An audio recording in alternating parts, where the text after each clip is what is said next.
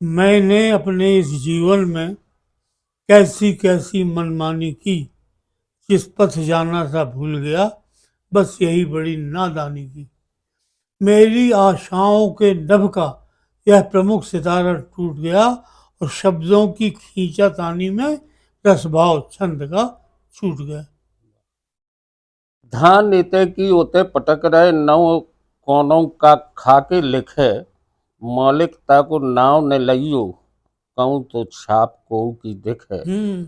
उनके सागर गागर भर रहे अपनी कह रहे राम दुहाई करियो क्षमा शारदा माई कहूँ की ईंटें कहूँ को रोड़ा भानुमती सो कुनबा जोड़े कौन किताबन धस गई धूरा हम तो उनसे साहें तोड़ें पुरखन के पत्रा पढ़ पढ़ के अपनो नाव चढ़ा चिंगारे एक लब के नई पसंगा पे बिन गुर के ज्ञान बखारी।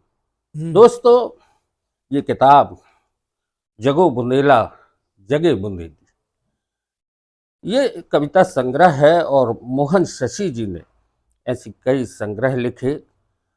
बेटे से बेटी भली एक बहुत लंबी कविता की किताब भी लिखी और जहाँ तक आप लोग भी जानते होंगे मोहन शशि जी महाकौशल की पत्रकारिता खासकर हिंदी पत्रकारिता मध्य प्रदेश की पत्रकारिता के एक ऐसे स्तंभ रहे हैं जिन्होंने एक दौर में नवभारत में सिटी चीफ रहते हुए इस शहर और इस महाकौशल के लिए बहुत कुछ लिखा बहुत कुछ किया।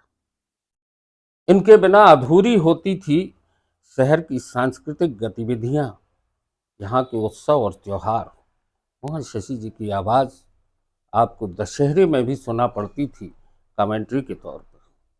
शशि जी, हम आपका स्वागत करते हैं नो न्यूज़ ऑन रिव्यूज़ पर। और धन्यवाद।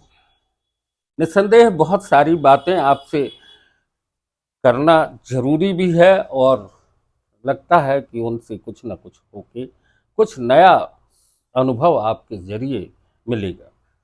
हिंदी पत्रकारिता में नवभारत में आपने जो शुरुआत की वो कब से की थी?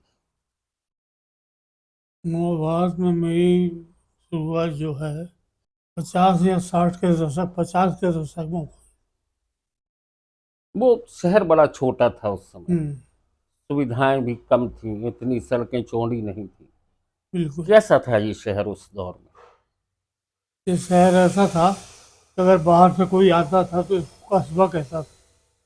कई लोग गांव कहते थे, शहर कहते ही नहीं। वो दिन भी मैंने देखे हैं। वो चौराहों पे लैंप उसी दौर में जलते थे क्या? हाँ। म्यूनिसिपल कारपोरेशन चौराहों पर, मैदानों में। महापौर उस समय भवानी प्रसाद पंडित तिवारी, भवानी प्रसाद तिवारी। आपने उनका कार्यकाल भी देखा। वो एक प्रहरी पत्रिका भी निकालती थी। साप्ताहिक समाचार पत्र। बस भवानी प्रसाद तिवारी के समय से पत्रकारिता में आपके कुछ यादें हैं क्या? बहुत सी यादें हैं मिश्री जी। पंडित भवानी प्रसाद तिवारी ऐसा नाम था जिससे ये शहर जाना जाता था। सर्वाधिक लोकप्रिय नेता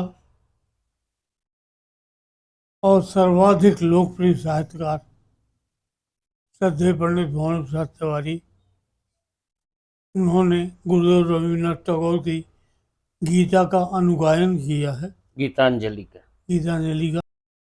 इस शहर में बहुत सारी सांस्कृतिक साहित्यिक गतिविधियां होती थीं। आपके दौर की जिस तरीके की स्थिति देखें तो रामेश्वर शुक्ल, अंचल जी, गुरु जी और बहुत सारे साहित्यकार थे। ये संस्कार धानी कहलाता। तो उन साहित्यिक गतिविधियों में आप अपने आप को कैसे जोड़ लेते थे? मैंने एक स्वयंसेवक के रूप में जबलपुर साहित्य संघ में प्रवेश प्रारंभ किया। मीटिंग की पहले की व्यवस्था, मीटिंग में चाय पान की व्यवस्था और मीटिंग के बाद दरी समेटने की व्यवस्था। यहाँ से मेरी साहित्यिक यात्रा प्रारंभ हुई। फिर आपने मिलन संस्था का भी गठन किया। मिलन इसलिए कि ये सब करते करते हम लोगों को, हमारी उम्र के लोगों को कभी मंच ही नहीं मिलते थे, कभी मौका ही नहीं मिलता। रात रात भर गोष्ठी में बैठे हैं, लेकिन हमारा नंबर आता ही नहीं था। तो गुस्सा आया कुछ लोगों को। उनमें प्रमुख रूप से अपने अलग तेवर के धनी आदरणीय निर्मल नारद, ओंकार ठाकुर, विजय पुंज और बरेला के रघुनंदन श्रीवास्तव, इन्होंने एक मीटिंग उत्तर मेलोनीगंज में वैद्य रामलाल जी के निवास पर की, जो ओंकार ठाकुर के पिताजी थे। और उस मीटिंग में ये तय हुआ कि युवकों की एक अलग संस्था बनाई जाए, हम अपना मंच खुद बनाएंगे और खुद पढ़ेंगे। और स्थिति ये हुई कि सारा जो माहौल है वो इन युवकों ने खींच लिया और मिलन एक बड़ी संस्था बन के सामने और आई। मैंने एक बड़ी संस्था बन के शशि जी, पत्रकारिता की बात करते हैं। जी। नव भारत में आपने बतौर सिटी चीफ एक लंबा समय बिताया। 1967 से 1997 एक 30 साल का कार्यकाल आपका सिटी चीफ के तौर पर रहा। नव भारत नंबर 1 अखबार था। शहर की आबादी भी 10 लाख 11 लाख के लगभग थी। और उन दिनों में शहर में बहुत सारी राजनीतिक उतार चढ़ाव भी हुए हैं। ऐसे कौन से उतार चढ़ाव हैं जो आपकी पत्रकारिता के लिए बड़ी चुनौतीपूर्ण रहे? पंडित भानु प्रसाद तिवारी और पंडित जगदीश नारायण अवस्थी का चुनाव। रिजल्ट का दिन काउंटिंग बता रही है कि पंडित भानु प्रसाद तिवारी जीत रहे। पंडित भानु तिवारी प्रसाद जी तिवारी के झंडा झंखा पंखा सब पोस्टर बैनर कलेक्ट्रेट के सामने लग गए, बैंड ढोल बजने लगे, जय जयकार होने लगी तिवारी जी की। लेकिन ऐसा पासा पलटा कि जीत पंडित जगदीश नारायण अवस्थी की हुई। उस समय पुलिस को माहौल संभालना बड़ा मुश्किल हो रहा था। पुलिस और प्रशासन हतप्रभ था कि क्या करें। पंडित भानु प्रसाद तिवारी को केवल घोषणा नहीं कर पाए थे जीत की, और जगदीश नारायण जी की घोषणा हो गई। समाजवादियों ने इतना हंगामा मचाया शहर भर में। शाम को बड़े द्वारा पर कांग्रेस की मीटिंग थी, धन्यवाद सभा। वो सभा नहीं होने दी लोगों ने, और पत्थरबाजी ये वो सब। उस बीच में हम लोग रिपोर्टिंग कर रहे, हम और निर्मल नारद, बाकी का तो पता नहीं था। दो ही पत्रकार दिखते थे वहाँ।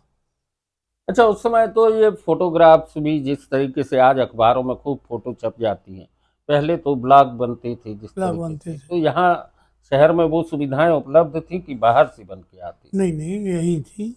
हर प्रेस नवभारत के पास थी, युग धर्म के पास थी ब्लॉग बनने की सुविधा। अखबारों ने अपनी व्यवस्था कर ली थी।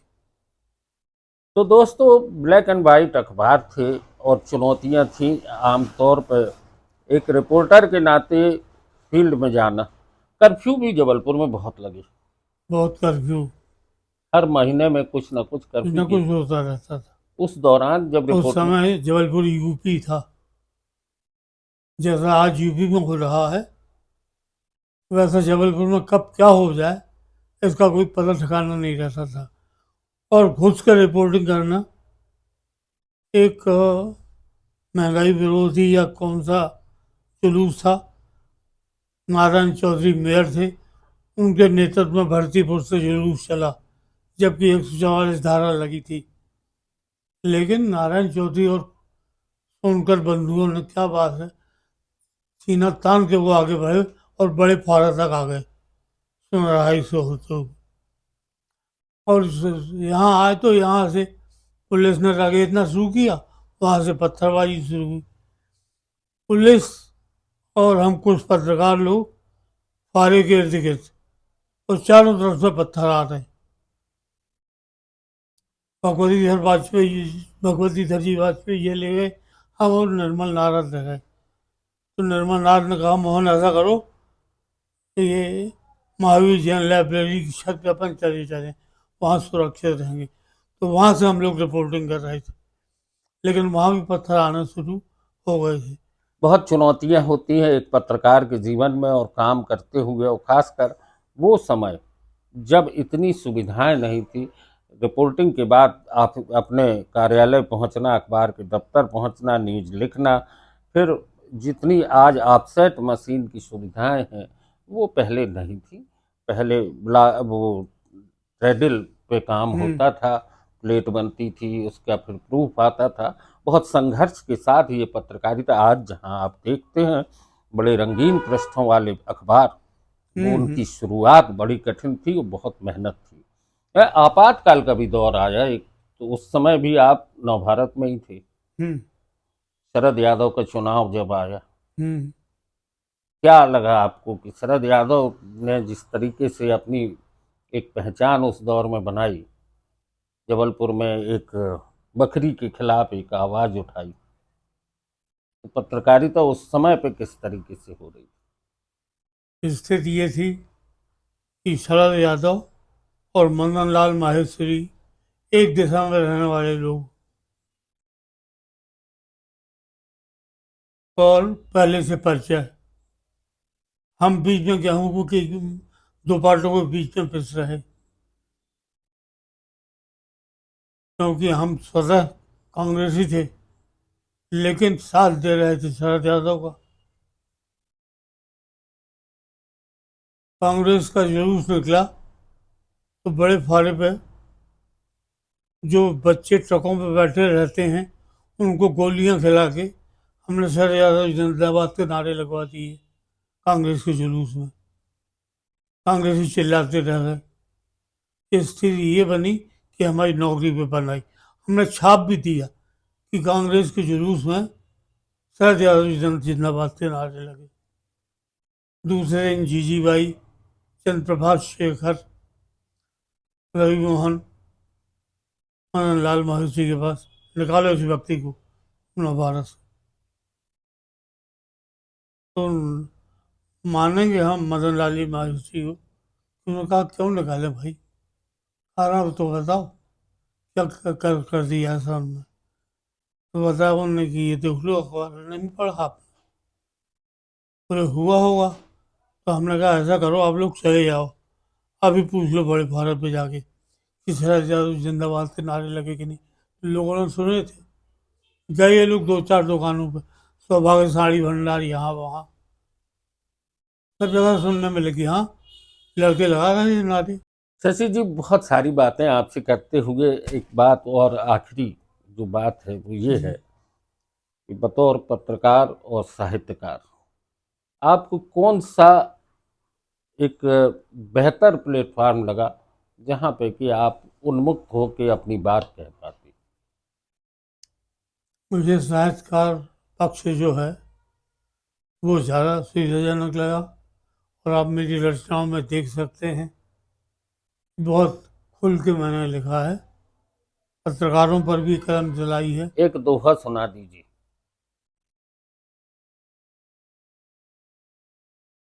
दोहा नहीं, मैं अपने जीवन संदर्भ को लेकर चार छह लाइन सुना देता हूँ। जी। जो मेरी 1956 में प्रकाशित कर दी, सरोज में प्रकाशित हुई रचना, उसकी चार छह लाइन। मैंने अपने इस जीवन में कैसी कैसी मनमानी की, जिस पथ जाना था भूल गया, बस यही बड़ी नादानी की। मेरी आशाओं के नभ का यह प्रमुख सितारा टूट गया, और शब्दों की खींचातानी में रसभाव छंद का छूट गया। बहुत भटके हैं हम अपने जीवन में। दोस्तों, शशि जी से बात करते हुए बहुत कुछ बातें हैं, और पत्रकारिता पर भी बात हो सकती है, साहित्य पर से भी। और शशि जी के दीर्घ जीवन की हम कामना करते हैं नो न्यूज़ ऑनली व्यूज़ पर। और दर्शकों से हम चाहेंगे कि शशि जी की जो भी रचनाएं प्रकाशित हुई हैं उन्हें ज़रूर पढ़ें और देखें कि एक पत्रकार, एक साहित्यकार समाज को क्या कुछ लिख कर दे जाता है। धन्यवाद। धन्यवाद मिश्र जी आपको कि आपने ऐसे वक्त पे सुध ली जब मैं चली गई बेला में हूँ। अरे नहीं भाई,